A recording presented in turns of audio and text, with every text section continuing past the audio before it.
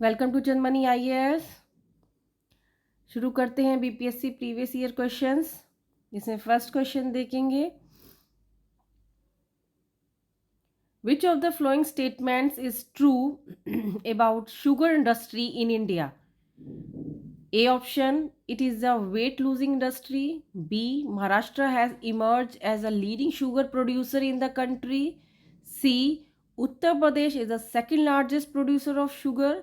D, more than one of the above. E, none of the above. Hindi में देखते हैं, भारत में चीनी उद्योग के बारे में निम्नलिखित में से कौन सा कथन सत्य है? ये एक कम वजन करने वाला उद्योग है। यह एक वजन कम करने वाला उद्योग है। बी, महाराष्ट्र देश में एक प्रमुख चीनी उत्पादक के रूप में उभर रहा है। सी, उत्तर प्रदेश चीनी का दूसरा सबसे बड़ा उत्पादक है। डी, उपयुक्त में से एक से अधिक। ई, उपयुक्त में से कोई नहीं। आपको बताना है ए, बी, सी, डी, ई में से कौन सा करेक्ट आंसर है। बताएं। शुगर इंडस्ट्री के बारे में स्टेटमेंट्स दी हुई हैं, इसमें से आपको करेक्ट बताना है ए, बी, सी, डी में से।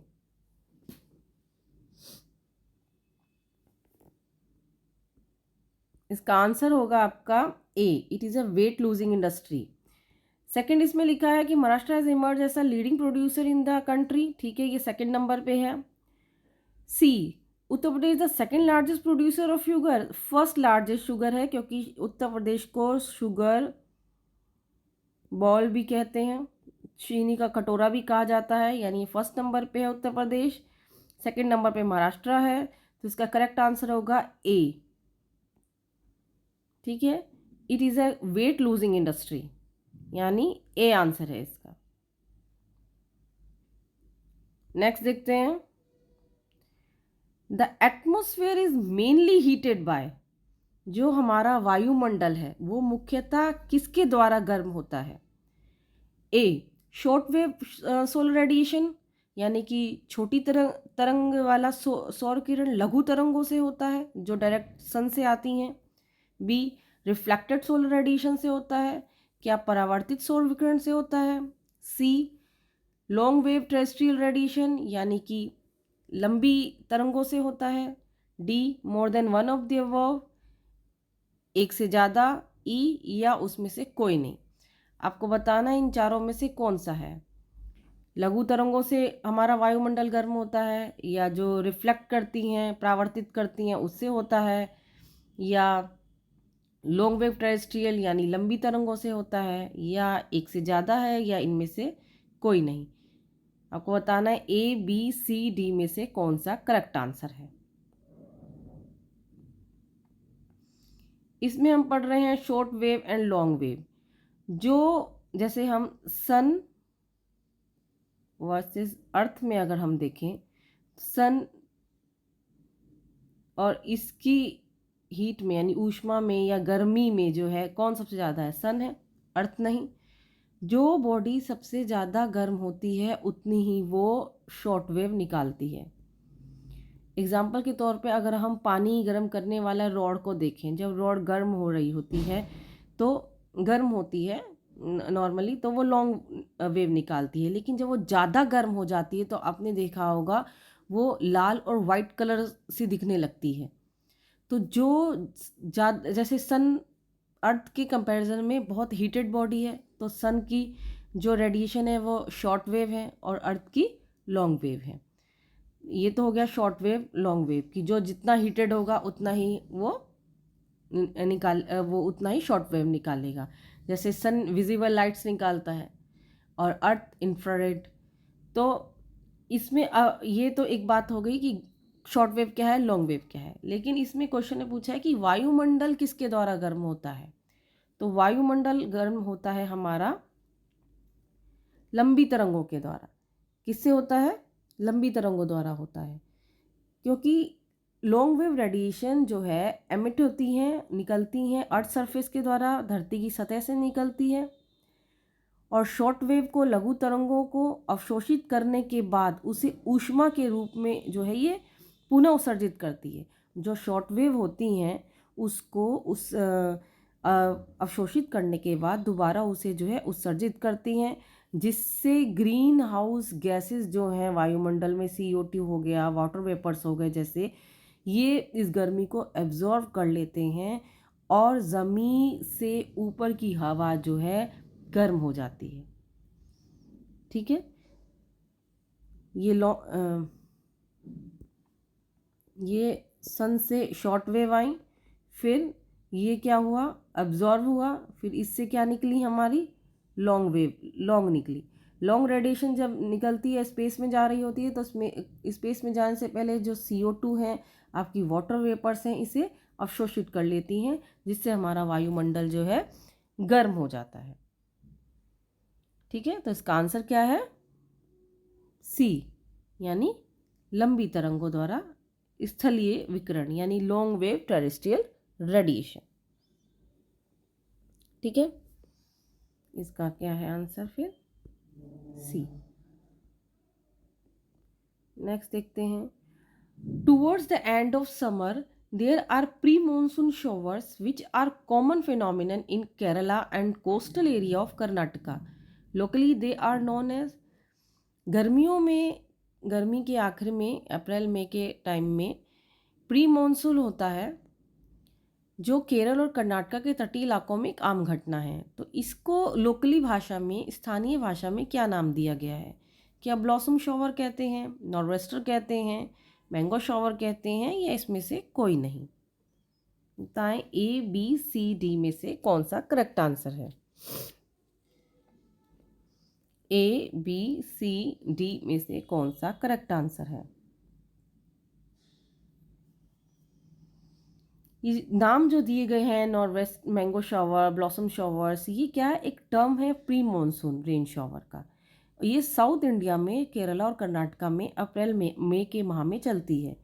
ये, इससे क्या फ़ायदा होता है, इससे जो है आम पकने में, कॉफ़ी हो गई, टी हो गई जैसी फसलों में को जो है बेनिफिट होता है।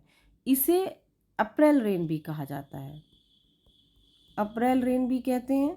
और कौन कौन सी फसलें, जैसे मैंगो हो गया, इसको पकने में सहायक होती हैं, कॉफ़ी टी के लिए बेनिफिशियल होती हैं इसे। ठीक है, इसे अप्रैल रेन भी कहते हैं। तो इसका आंसर क्या है यहाँ पर? इसका आंसर है यहाँ सी, मैंगो शॉवर कहते हैं कर्नाटका में। केरला में इसी को ही ब्लॉसम शॉवर कह देते हैं। ठीक है, तो यहाँ क्या आंसर है आपका? मैंगो शॉवर, यानी सी आंसर है। क्या है? मैंगो शॉवर, जो कि एक प्री मॉनसून रेन है, रेन शॉवर होता है। ठीक है, क्लियर?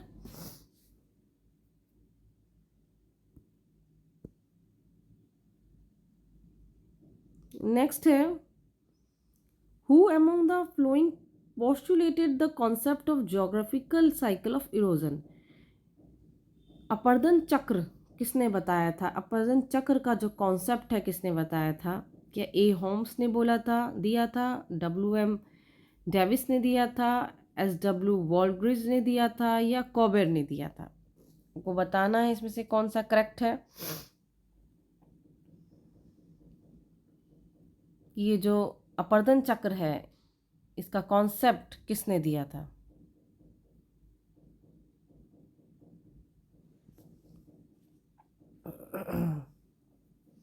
अपर्दन चक्र, साइकिल ऑफ इरोजन क्या है? एक ज्योग्राफिकल मॉडल है जो, जिसमें जैसे समय के साथ साथ, कि मतलब भू आकृतियाँ हैं, भू आकृतियाँ मतलब जो हमारी पहाड़ हो गए, पहाड़ है, घाटियाँ हैं, ये क्या है? भू आकृतियाँ हैं। कैसे ये भू आकृतियाँ समय के साथ जो हैं, पानी के द्वारा, हवा के द्वारा, जो अपर्दित फैक्टर्स होते हैं, जो इरोजन फैक्टर्स होते हैं, कैसे इनको धीरे धीरे जो है प्लेन में समतल बना देते हैं। जैसे मान लीजिए ये पहाड़ है, अपर्दन होता है इनका धीरे धीरे, कैसे ये जो है धीरे धीरे धीरे धीरे प्लेन में बदल जाता है। तो ये क्या है? एक अपर्दन चक्र है। पानी से, हवा से ये अपर्दित होता है और धीरे धीरे ये समतल में चला जाता है। हम 3 स्टेज जैसे पढ़ते हैं, यूथ पढ़ते हैं, मैच्योरिटी पढ़ते हैं और ओल्ड एज पढ़ते हैं। तो ये क्या है? ये अपर्दन चक्र है। हम रिवर्स में भी पढ़ते हैं कैसे रिवर्स यूथ होती हैं, कब मैच्योर होती हैं, ओल्ड एज में जाके कैसे वो धीमी गति हो जाती है। तो ये क्या है, हम साइकिल ऑफ इरोजन में पढ़ते हैं। यानी अपर्दन चक्र, कैसे समय के साथ साथ जो हमारी भू आकृतियाँ हैं, पहाड़ हो गई, घाटियाँ हो गई, पानी और हवा उनको धीरे धीरे काट कर समतल कैसे कर देती हैं, तो वो क्या कहलाता है, अपर्दन चक्र में आते हैं ये सारे। तो यही अपर्दन चक्र का जो कॉन्सेप्ट है, किसने दिया था? ए होम्स ने दिया था, W.M. डेविस ने दिया था, वॉल्ड्रिज ने दिया था, ये कॉबर्ड ने दिया था। किसने दिया था? जैसे ए होम्स लिखा है, तो ए होम्स ने क्या दिया था? ए होम्स ने दिया था कॉन्सेप्ट कॉन्वेक्शन करंट का दिया था, कॉन्वेक्शन करंट्स का दिया था। कॉन्वेक्शन करंट्स जो मेंटल में रेडियो एक्टिविटी से जो गर्मी पैदा के कारण जो कॉन्वेक्शन करंट्स पैदा होती हैं, जिससे टेक्टोनिक एक्टिविटीज़ होती हैं और जो है क्या होता है, सतह जो है वो खिसकती हैं। तो ये तो होम्स ने दिया था। डेविस ने क्या दिया था? डेविस ने दिया था आपका साइकिल ऑफ इरोजन का, जो हमें आंसर में बताना है। कोबेर ने क्या क्या दिया था? माउंटेन बिल्डिंग दिया था। कोबेर ने क्या दिया था? माउंटेन बिल्डिंग का कॉन्सेप्ट दिया था। तो इसका आंसर क्या है आपका? बी आंसर है, यानी डेविस ने दिया था। डेविस ने क्या दिया था? डेविस ने दिया है आपका साइकिल ऑफ इरोजन। ये 2022 का पूछा हुआ क्वेश्चन है, साइकिल ऑफ इरोजन यानी अपरदन चक्र। अपरदन चक्र मैंने बताया जैसे समय के साथ वो आकृतियाँ, पहाड़, घाटी, पानी, हवा के अपवर्तित होकर जो है कैसे समतल हो जाती हैं, वही अपरदन चक्र में हम लोग पढ़ते हैं। रिवर्स में भी पढ़ते हैं, जैसे यूथ में कितनी रफ्तार से नीचे उतरती है, मैच्योर होती हैं, फिर ओल्ड एज में जाती हैं, डेल्टा बनाती हैं लास्ट में जाके। तो ये हम किस में पढ़ते हैं? हम साइकिल ऑफ इरोजन में पढ़ते हैं। कैसे अपर्दित होकर वो नदियाँ जो हैं साइड साइड को अपने एरिया को काटती हैं। तो इसका आंसर क्या है आपका? W.M. डेविस यानी बी। नेक्स्ट है, in which hemisphere roaring 40s, furious 50s, shrieking 60s are blowing. किस गोलार्ध में आपकी 40s चलती हैं, 50s चलती हैं, 60s चलती हैं, आपको बताना है। सबसे तेज़ हवाएं कहाँ, ये क्या ये हवा ही हैं, कहाँ चलती हैं? वहीं चलेगी जहाँ कोई रुकावट नहीं होगा, जहाँ कोई ज़्यादा लैंड मास नहीं होगा। तो ग्लोब में हम देखते हैं कहाँ लैंड मास ज़्यादा नहीं है और कहाँ ज़्यादा है। तो जहाँ ज़्यादा लैंड मास नहीं है, जहाँ ऑब्स्ट्रक्शंस नहीं है, बाधाएं नहीं हैं, वहाँ पे 60s, 40s, 50s चलती हैं। तो इसका answer A, B, C, D में से क्या होगा? नॉर्दर्न हेमिस्फीयर होगा, सदर्न हेमिस्फीयर होगा, ईस्टर्न हेमिस्फीयर होगा या वेस्टर्न हेमिस्फीयर होगा, या एक से ज़्यादा या एक से ज़्यादा नहीं। उत्तरी गोलार्ध, दक्षिणी गोलार्ध, पूर्वी गोलार्ध, पश्चिमी गोलार्ध, ऊपर में से कोई नहीं या ऊपर में से एक से ज़्यादा। आपको बताना है A, B, C, D, E में से तो कौन सा करेक्ट आंसर है।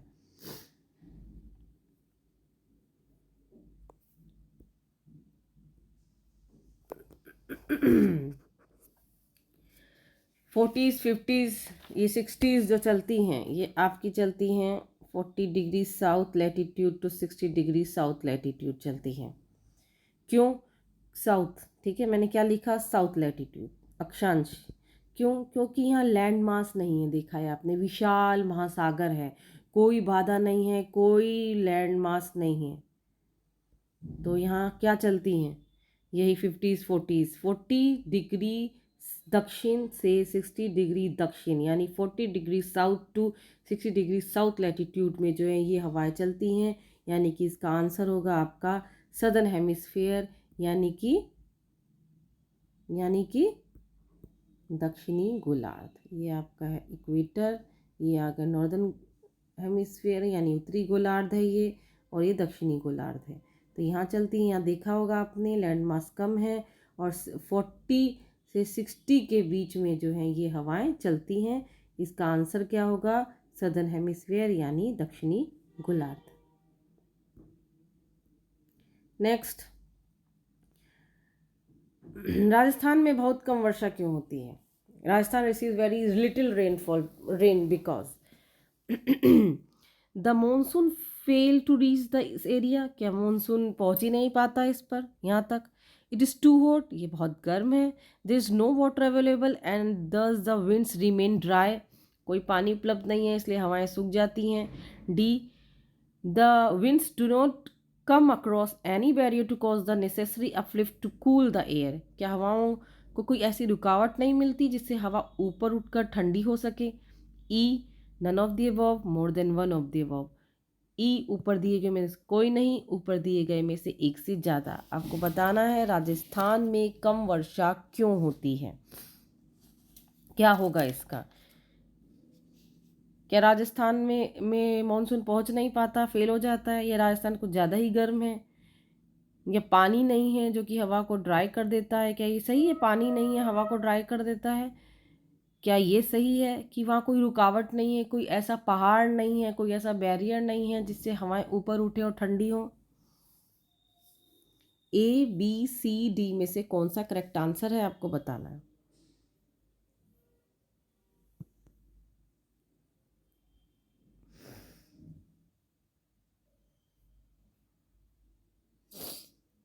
बताएं, इसका आंसर होगा डी।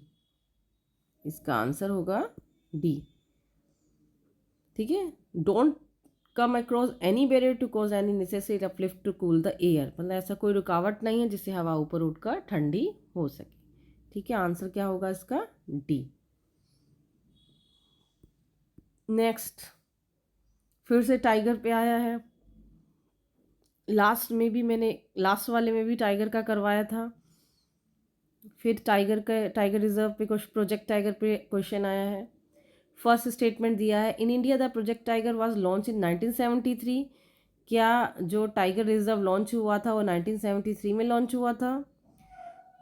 2022 के राष्ट्रीय जैव विविधता का विषय सभी जीवों के लिए एक साझा भविष्य का निर्माण करना है। The theme for national biodiversity in 2022 in building a shared future for all life. Tiger project tiger is a tiger conservation programme, जो ये प्रोजेक्ट टाइगर है क्या बाघ संरक्षण प्रोग्राम है, बाघ संरक्षण कार्यक्रम है। आपको बताना है ए, बी, सी, डी में से कौन सा करेक्ट आंसर है। टाइगर रिजर्व जो कि 1973 में इसको लॉन्च किया था। इसकी एडमिनिस्ट्रेटिव बॉडी हमने पहले भी पढ़ी है, NTCA है, जो कि ministry of forest environment and climate change के अंडर आती है। कौन, ministry of forest environment and climate change के अंडर आती है। NTCA का फुल फॉर्म अगर हम देखेंगे तो है नेशनल टाइगर कंजर्वेशन अथॉरिटी है, ठीक है।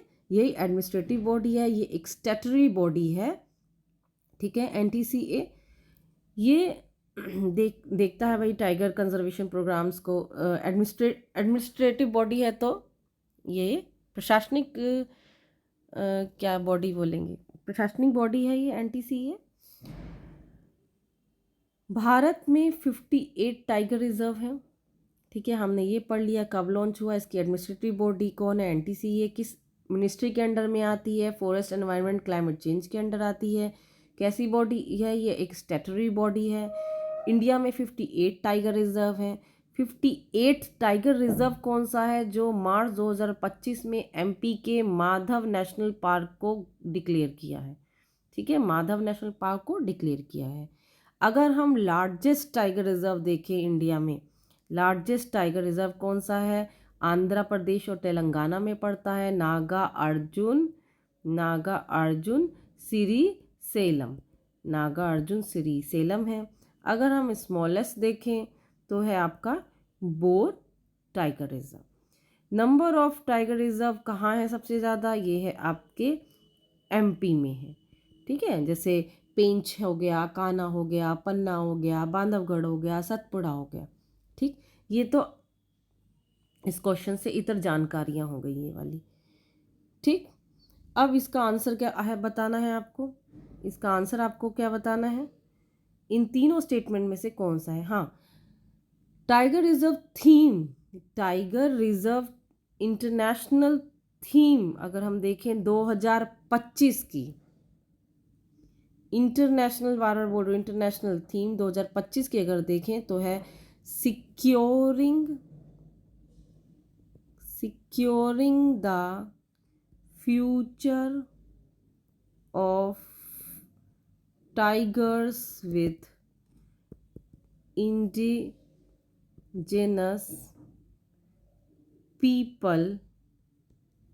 peoples and local communities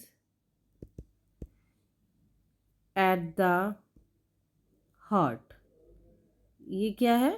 2025 का थीम है। अब चलते हैं क्वेश्चन की तरफ। क्वेश्चन में क्या पूछा है? इन 3 स्टेटमेंट्स में से आपको बताना है कि कौन सा करेक्ट आंसर है। तो इसमें क्या है? 1 2 3 तीनों ही करेक्ट आंसर हैं। इसमें 1 2 3 तीनों ही करेक्ट आंसर है। 1923 में लॉन्च हुआ। 2022 का जो थीम है building a share future for all life, और ये टाइगर कंजर्वेशन प्रोग्राम है। ठीक है, यानी कि तीनों करेक्ट आंसर है। डी इसका करेक्ट आंसर। ठीक है, हिंदी में भी तीनों इसके करेक्ट आंसर हैं और डी इसका करेक्ट आंसर, यानी 1 2 3। ये लॉन्च हुआ था 1973 में। सभी जीवों के लिए साझा भविष्य का निर्माण करना, और ये एक क्या है? बाघ संरक्षण कार्यक्रम है।